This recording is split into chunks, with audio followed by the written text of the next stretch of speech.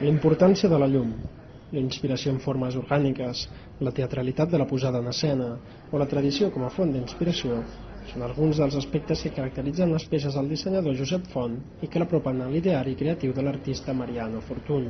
Ell en el seu moment va ser també un incomprès, va ser també un modern de l'època.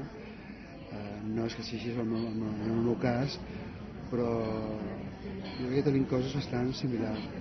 Precisament és aquesta relació entre Font i Fortuny la que permet anar més enllà de les seves similituds i, partint de la seva obra, plantejar el dubte sobre la possibilitat de considerar determinades peces de moda com a autèntiques obres d'art.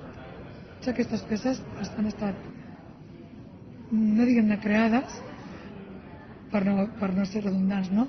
Totes aquestes peces s'han manifestat d'un diàleg entre el dissenyador i el cos del maniquí. L'estreta relació entre ambdós artistes i entre el món de la moda i l'art és doncs el que compareix en l'exhibició dels 7 vestits de Font que complementen l'exposició de la Pedrera sobre el polifacètic caràcter creatiu de Mariano Fortuny.